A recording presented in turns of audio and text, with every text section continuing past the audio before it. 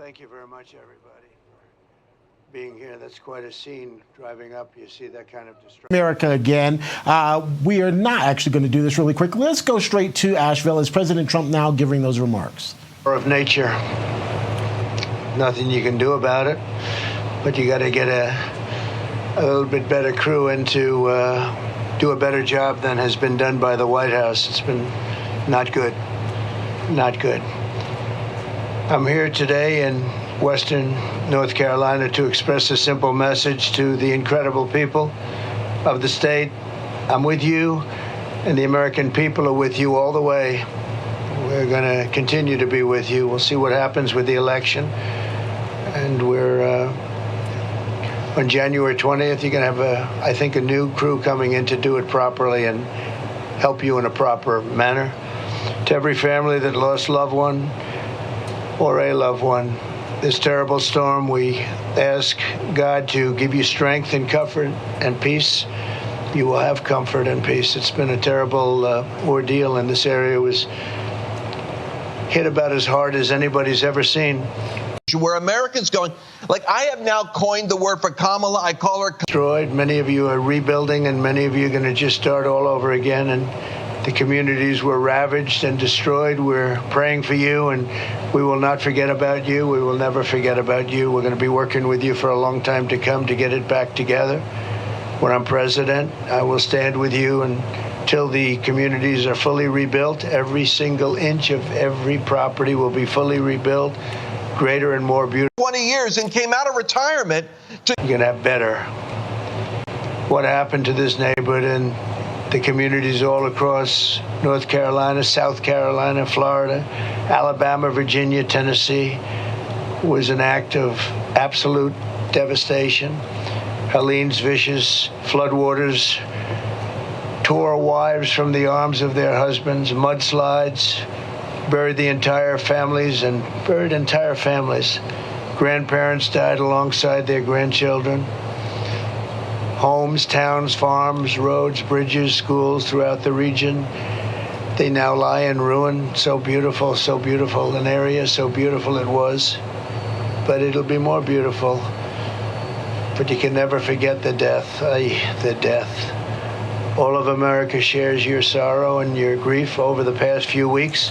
This region has seen an extraordinary hardship, but in the midst of such terrible tragedy, we have also seen the extraordinary love that binds us together as Americans.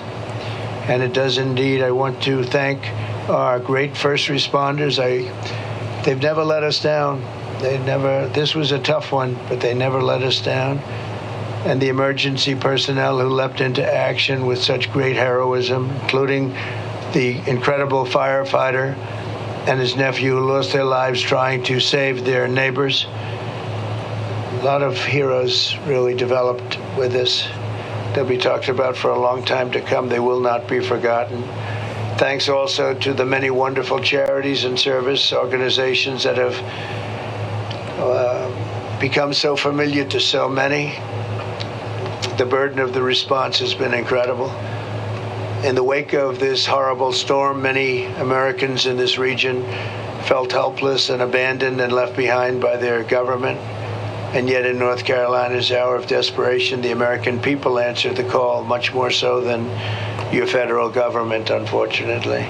Citizens poured into Western North Carolina from all over the country, bringing food, water, fuel, medical aid, even helicopters, and their own rescue standards started, and they started at a very high level, credible, what they've done. Having no experience, they learned very quickly, but they've helped so much. Nothing is more inspiring than to see the American spirit triumph over adversity with the most selfless acts of generosity and love. One of the patrons who stepped forward to help was Adam Smith, a former Green Beret. Adam transformed the parking lot of a Harley-Davidson dealership into a makeshift air base to help distribute supplies. Did an incredible job. Adam, what an amazing act of citizenship and service. And I think Adam might be here. Where's Adam? Adam, come on up here. Say a few words, Adam. Thank you very much. Thank you very much. Thank you, Great job. I've seen him on television quite a bit. What a job you've done. Thank you. Can I give you some? Yes, thank you. This little token from the That's guys. beautiful. Thank you. That's been with us since the third day. That's for you. And this is the moniker they've given us. Thank you very much. I'm going to Thank you, Mr. President. Appreciate it. Please. I just want to say thank you for coming. Thank you for everybody here.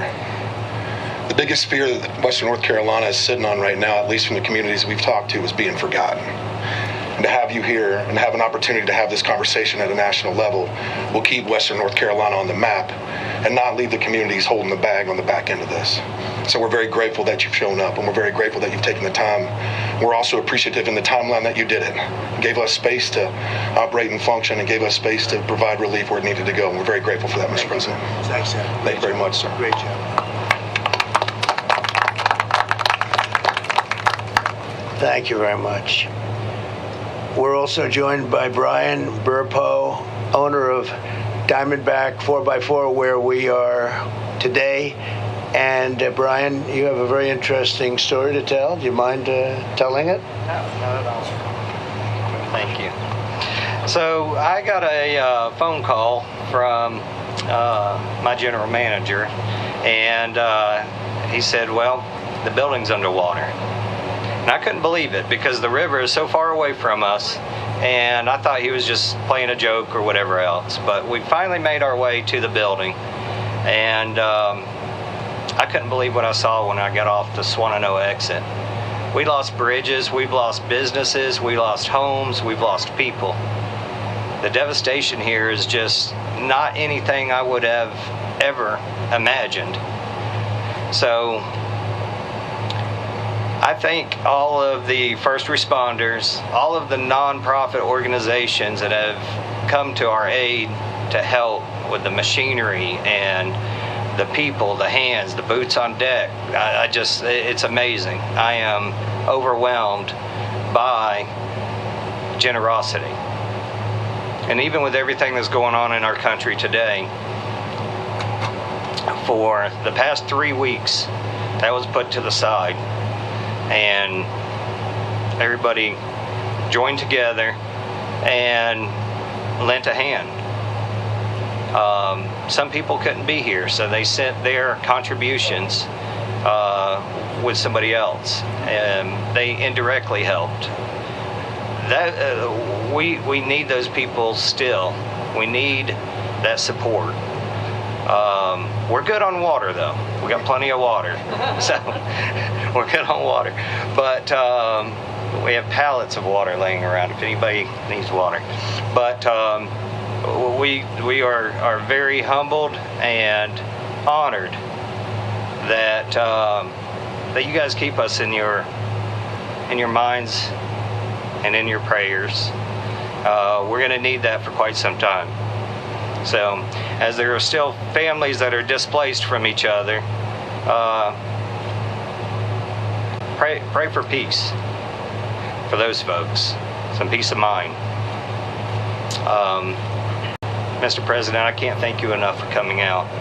I've had in the back of my mind, I even made a comment to somebody. Trump would just show up. Trump would just show up. We need it. We need that shot of hope in the arm. We need that. We need to know we're going to be okay and not forgotten. You won't be. Thank you. You won't be. Thank you. Get it done. Thank you very much. Great job. And Mike Stewart, the owner of Pineview Buildings, is here. Mike? Mike, please. Yeah, we had a business right across the street, like with the Swannanoa River flowing on the backside of it, and we lost everything. We had 70 plus buildings, and we drove here 2 days later, and there wasn't one building that was ours, but there were houses and trailers and tankers and all sorts of things that were strewn across our property. And we lost a business, but there are a lot of people who lost everything, including loved ones. And I believe that you can serve as a great inspiration to this community right now. And the reason being is I think God's given you an indomitable spirit. And no matter what gets thrown at you, you find a way to press through. And I think that'll serve as an inspiration to this community to press on and move forward. I can't think of anything I'd rather have than a warrior leading our country, a warrior who, with the help of God and with faith and prayer, will lead this community, these communities, and this country to greatness. So thank you for being here today. I appreciate it. Come here. I never heard anything. That was from the heart. No speechwriter could write that, right? If you don't mind, just because my heart's about to be, do you mind if I pray for you? Yes, please. Okay. So, and all those that are prayers, would you join with me in this prayer? Father, I thank you for this man that you have raised up in this moment, in this season, for your purposes. And I pray that you would anoint him, that things aren't done just by might or by power, but by your Spirit. So I ask that you would anoint President Donald Trump and give him a spirit of wisdom and understanding and insight as he moves to lead this nation back to greatness. In Jesus' name I pray.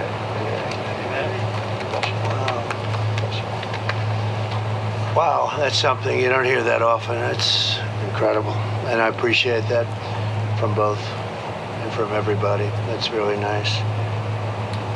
I would like to thank some of the people that have come. Senator Ted Budd, who's been so fantastic, a great senator, and become a very popular senator, highly respected in Washington, D.C. And he's here, and I'd like him just to say a couple of words. Ted, if you don't mind, please come on up.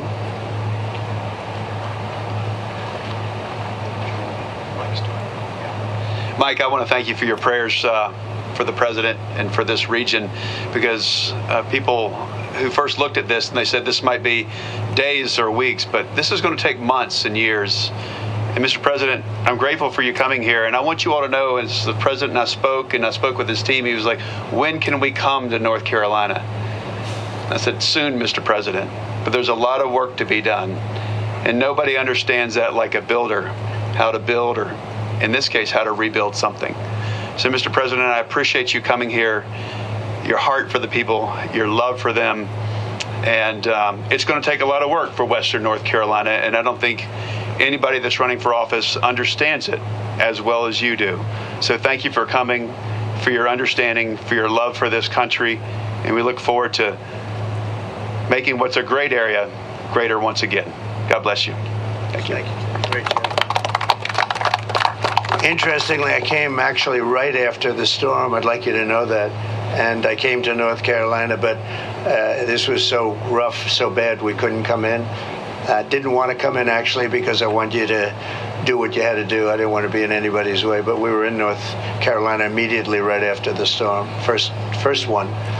And I said, you got to let them just work for a little while. And believe it or not, a lot of progress has been made. You look at how it is, hard to believe, but a lot of progress has been made. So it was an honor to be here very early. Thank you very much.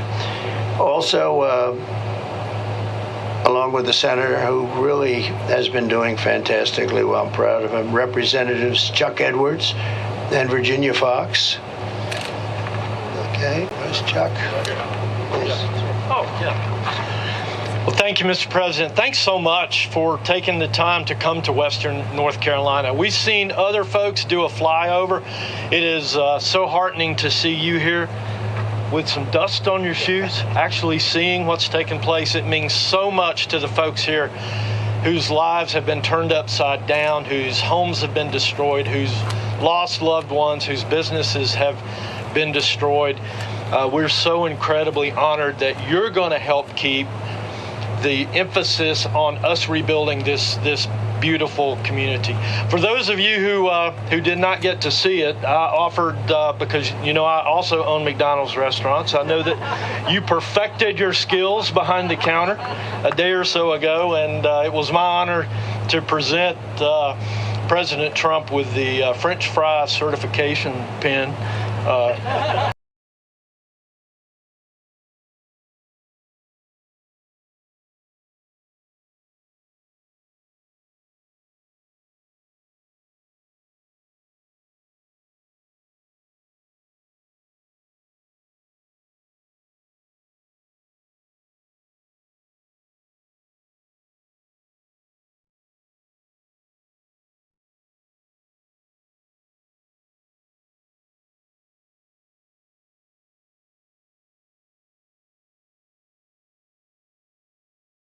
seeing you back in the White House. Thank you, sir. Appreciate it. And Shane Hilliard, your wonderful show.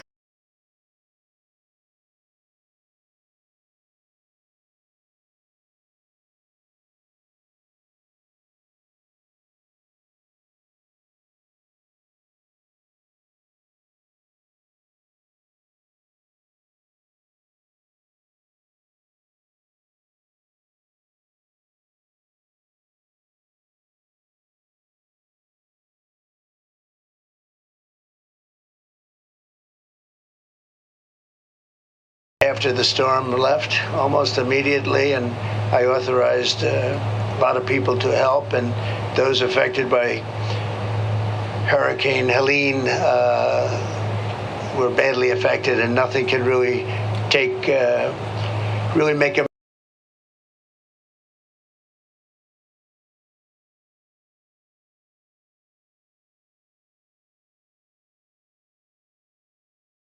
$8 million, of which $7 million has been distributed to the various charities that are helping you, and the rest is going to go. And if you people have some recommendations, I'd like to have them. We helped Franklin Graham. He's done such a great job, and some of the others that have done a great job. And if you have recommendations, I'd like to have them, because we have more coming and we have more already in the till. So we raised $8 million, which is great.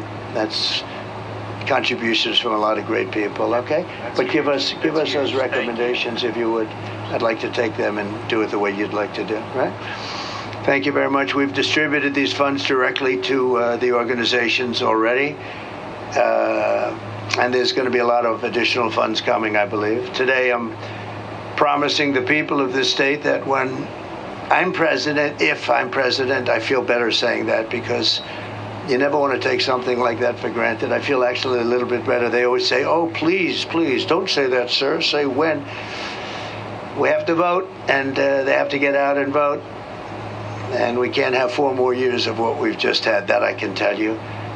But I will support and totally complete the rebuilding of every region and town and city that was devastated by the hurricane, and I will slash through every bureaucratic barrier that you're having already and having problems with right now, I understand pretty badly, to help you get back on your feet. And I will personally recruit businesses from all over the world to help restore the prosperity to the region. They'll be moving in. They're going to be a lot of businesses are going to be moving back to our country through the proper use of taxation, incentives, and tariffs, one of the most beautiful words that nobody understands, or very few people understand. He understands it. But we're going to be using tariffs and good, proper taxation, and very importantly, incentives. And we're going to have a lot of people moving back to your state and this region, but your state. They're going to be very interested in North Carolina. We'll stop throwing our money overseas, and we're going to let our country benefit. We're going to put America first. It's time we put America first. We've been helping countries for 50 years. We've been helping them for 50 years, never stops. And when we need help from them, they're not there. So that's the way it is. But it's vital that we not let this hurricane that has taken so much also take your voice. You must get out and vote. The polls are open for early voting every day between now and November 2nd. And, you know, the thing that amazes me most is areas such as this and others where it's so hard to vote. People have lost their homes. They've sometimes lost members of their family. Do you know they've set a record in voting? Can you believe it? I mean, last year, everything was beautiful, perfect, no problem. They beat last year. They beat every record, and presidential records, too. Your voting records have all been beaten. And people, I don't know, I don't even know where they're living. Their house is gone, and they were standing in line ready to vote. So you have amazing people here, Michael, really amazing. One of them is Michael Watley. He was the head of your Republican Party. He was so good and did such a great job. We won the state twice, but he did such a great job. I said, that's the guy I want, because he was very much into stopping the steal. We don't want the steal. We want a fair election, an honest election. And you got it here. He actually hired 603 lawyers. Can you imagine that? And I said, who's that guy? That's the guy I want. And now he heads the whole party, the whole shebang. And now I can blame him if something happens. And I'll say, well, I made a mistake. I'll send him back. But I don't think that's going to happen based on what we're hearing from early returns, which are really phenomenal. The early returns are phenomenal. If you had to relocate because of the storm, you do not have to return to your home county. You can request a ballot for your temporary housing location, but you need to make sure you do it today. Today's your last day. So get out and get that done and vote. But so far, you've really been, I don't have to talk to anybody, they're literally setting records with this kind of devastation. I think it's an amazing tribute. That's an amazing tribute that something like that could happen. So to everyone here in North Carolina, we love you. Together we'll pull it through.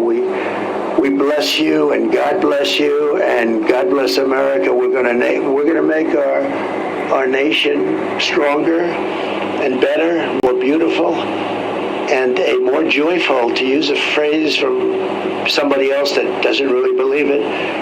But we're going to make it a more joyful place. We're going to do things that nobody thought were possible. We're going to have our country back. We're going to grab our country. We're going to take it back. We're a nation in decline. We're not going to be a nation in decline for much longer, that I can tell you. And we're going to make America great again. Very simple. It's a very simple slogan. It's the greatest movement in the history of our country.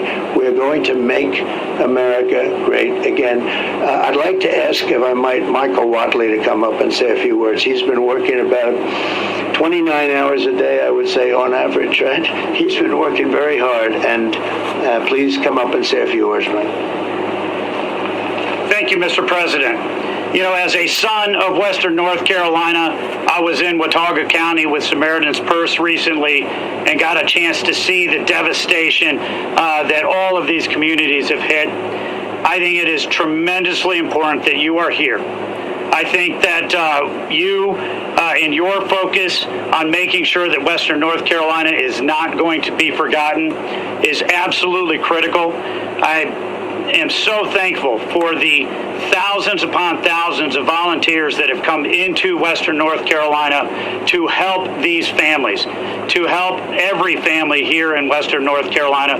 You cannot put words on what a value it is, and the fact that this is a strong community, this is a community of faith, and this is a community of family. And North Carolina, Western North Carolina, is absolutely going to be back. They are going to be stronger than ever. And with your leadership, we will make sure that this part of the state, that this part of the country is never forgotten and will be back again. Thank you, Mr. President. Thank you.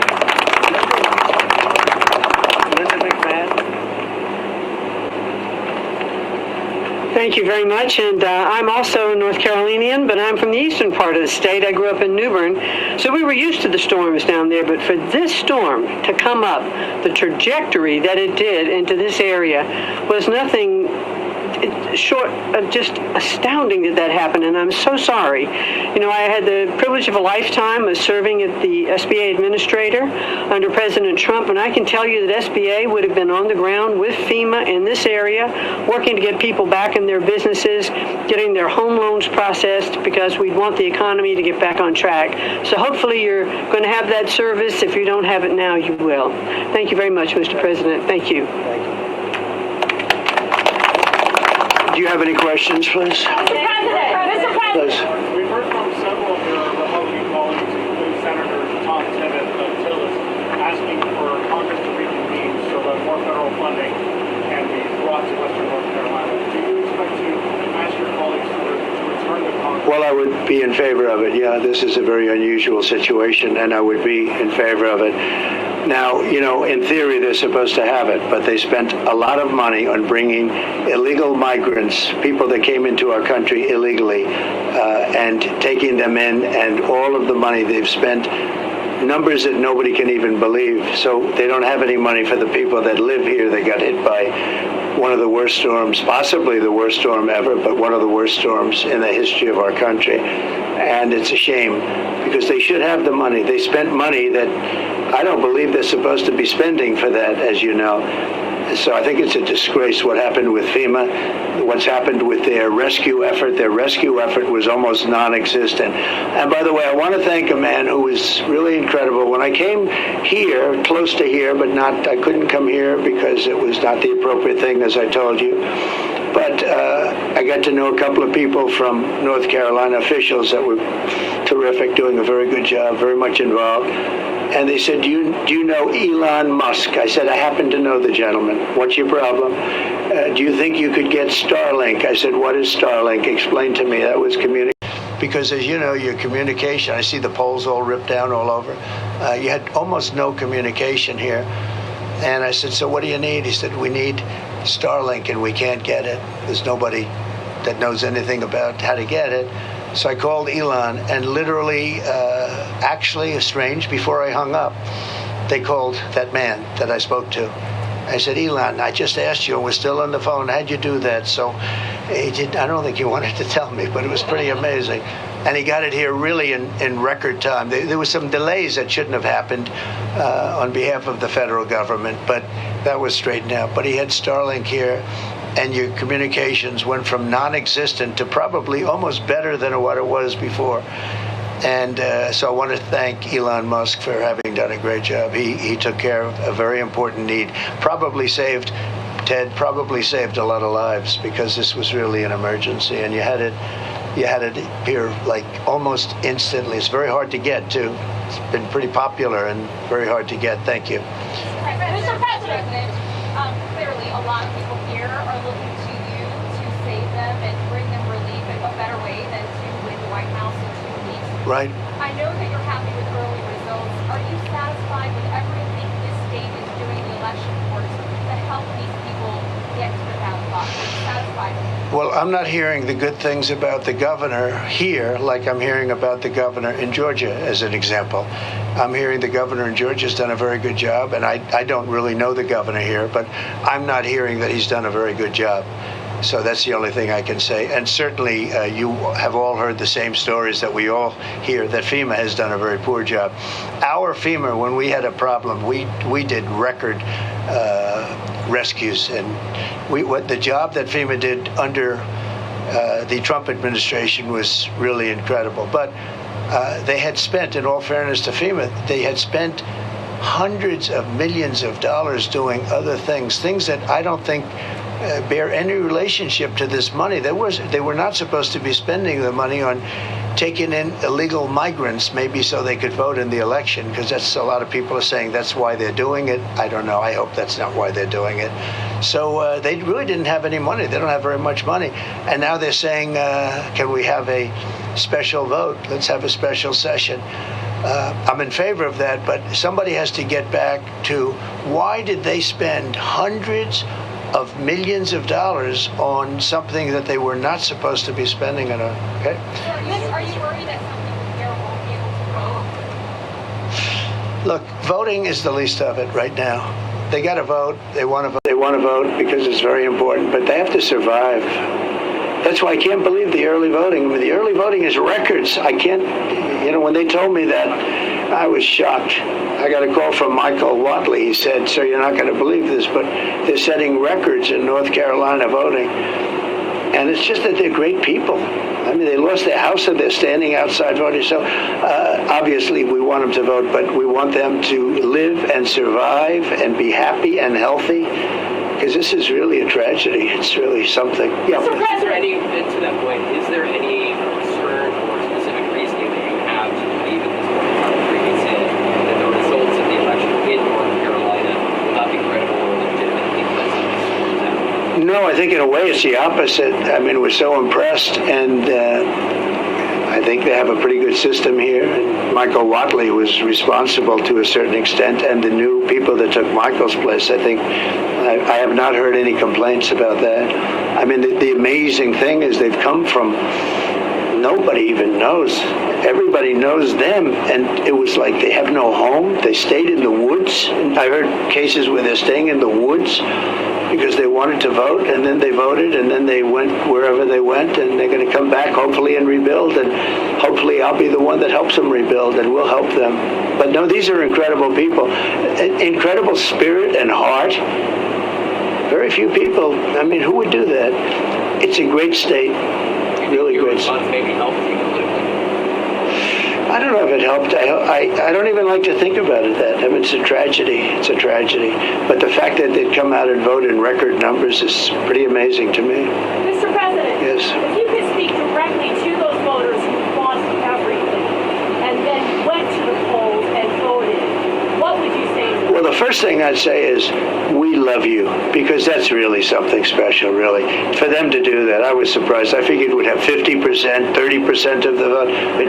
Record votes compared to the last elections, last presidential elections even. But compared to any election, and you know, you're reporting on it also, I think you were probably surprised like I was. But I would just say you're special people. These are special people. These are people with heart. These are people that love your state. They love our country. Very special people. I would have been, I mean, honestly, I would have been happy if we had 50%. How can it be possible? And these tend to be Trump areas. I mean, not to get too political, but they tend to be very Trump areas. And that the people would come out like that, I think it's a great sign. It's a great sign. How does the devastation compare to what you've seen previously? Well, I've seen some pretty bad devastation. I've seen the tornado devastations, and they're pretty incredible. This is much more spread out, but you would see a line like it was cut by a razor blade of a tornado that went through an area, and it was literally a foot left, it was perfect, and a foot right, it was down to dirt, big trees ripped out and thrown, you know, miles away. The power of the tornado. So I've seen that, but that was a much narrower thing, but you certainly didn't want to be in the way of it. I've seen trailer parks where they were there and very nice, and they were literally, there wasn't a thing left. The pipes were ripped out of the ground. So I've seen some pretty bad ones. I've seen some really bad ones, yeah.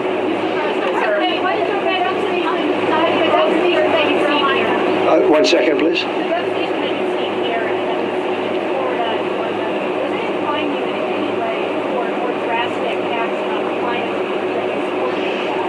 Well, climate change, you know, we want, as I say, we want crystal clear, beautiful water, and we want clean air. And we had that during the Trump administration, but we also had the best job numbers in the history of our country.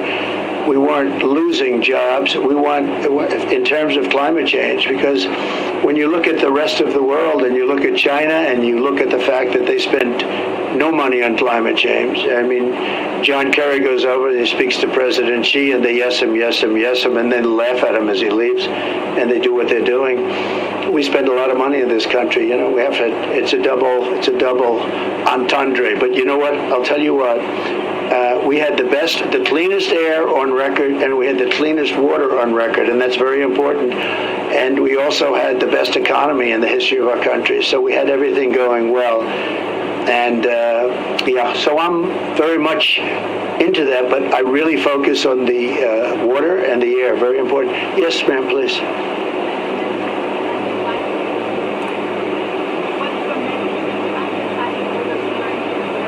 Independent voters? Oh, undecided? Well, it's hard to believe you have undecided voters. I do hear about them, but you possibly do. But I think, look, if you believe in what's happening with the polls, if you believe in what's happened, they have a new phenomenon now, we'll call them the betting polls. I don't know if people are gambling on them. I can't imagine that's a proper thing to do, but perhaps they are. But one of them just came out, I guess the big one, we're 63 to 33, something like that. That's a pretty big margin. I don't know if they know what they're doing. I have no idea who they are, but it's a very big poll. They quote it all the time on television. And we're at 63, and they're in the 30s, meaning they, meaning her. But I don't think she's qualified to be running. I really don't. And I think she is a threat to democracy, our democracy, the way they took it away from Biden. And I'm not a fan of Biden, but remember this, he got 14 million votes. She got no votes, and she was, in fact, the first one to quit out of 22 people. And she's running. So, you know, you would call that probably a threat to democracy. But we seem to be doing very well in the polls. Thank you. President Trump? Yeah, please. Yes. Well, I've gone 52 days without a day off, which all of these people would respect, but they do the same because they're just like, we're called workers, right? We're workers. For better or worse, we're workers. I don't know if it's the best thing. We didn't have to be. A lot of them didn't have to be. I didn't have to be. I could have been on a beautiful beach, but I'd much rather be right here with you because we're going to turn the country around. Beyond the area, we're going to turn the whole country around. Look, my message is that I've been going full blast. Yesterday, you saw that. We had early in the morning till late in the evening, we left the football game. We went to a McDonald's yesterday. That was quite a stop. That was quite a stop. We had thousands and thousands.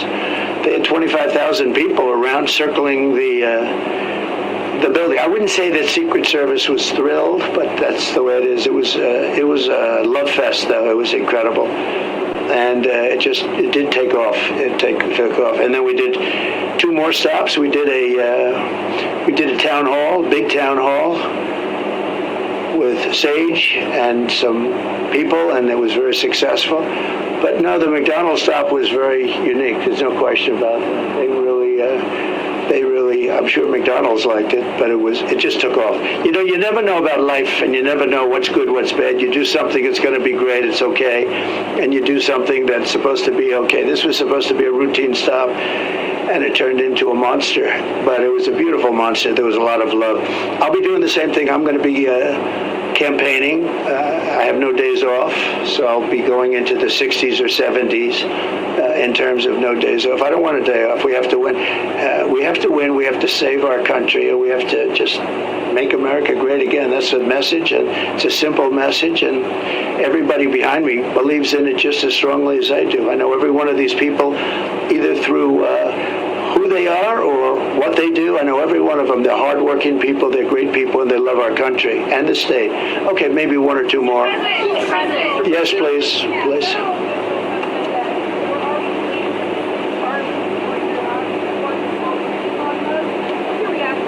I can't hear you. You have to speak louder. Okay, yeah. Federal officials have said there were already plans to start before you focused on those. There were already plans to get Starlink. Well, they didn't get it because all I know is a top official who was working, who happens to be a Republican, was very concerned that they didn't have any communication and they weren't able to get Starlink. And I called Elon, who endorsed me, who gave me one of the most beautiful endorsements of anybody, frankly. And he was, he's celebrating the launch and the landing of the most incredible landing of a rocket that I've ever seen. I called him up. I said, "Is that your rocket?" "Yep."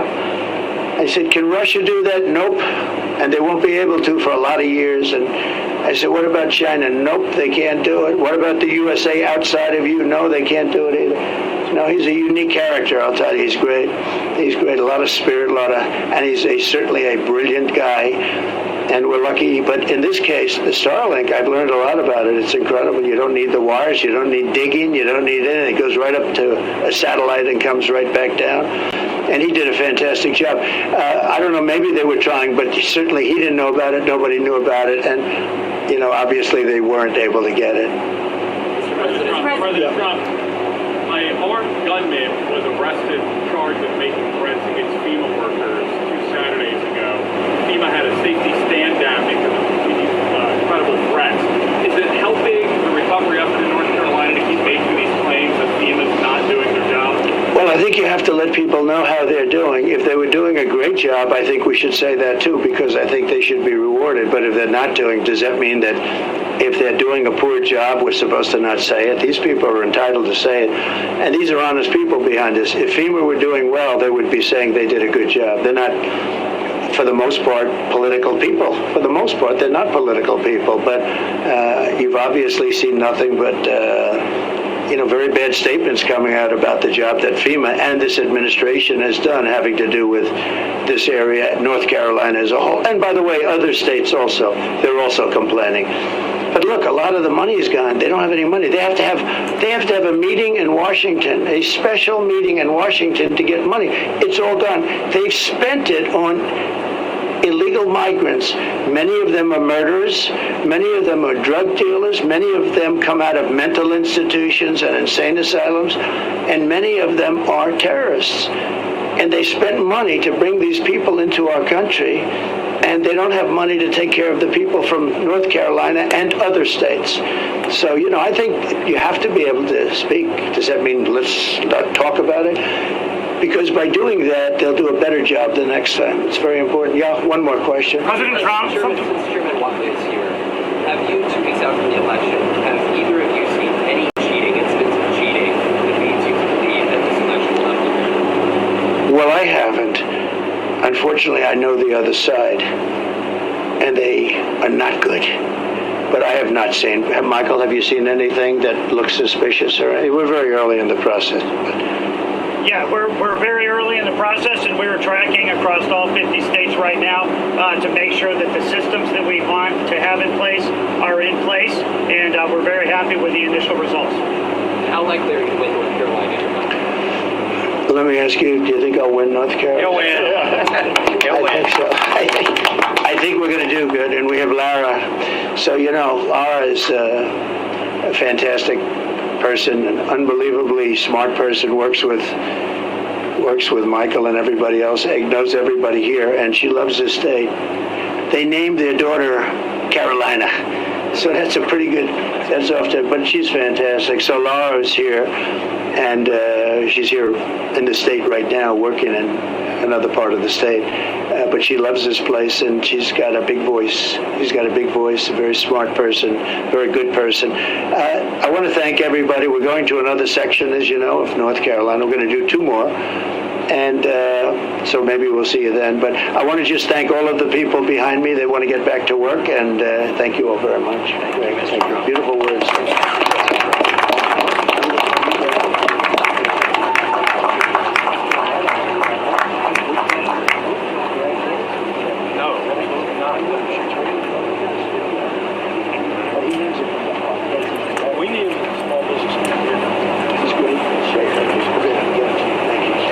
Thank you, everybody. Thanks, Mr. President. Thanks, Jim. Good job.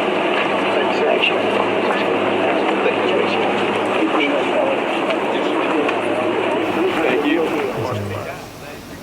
So you've been watching President Trump speaking in Asheville, North Carolina. That community, of course, decimated following Hurricane Helene.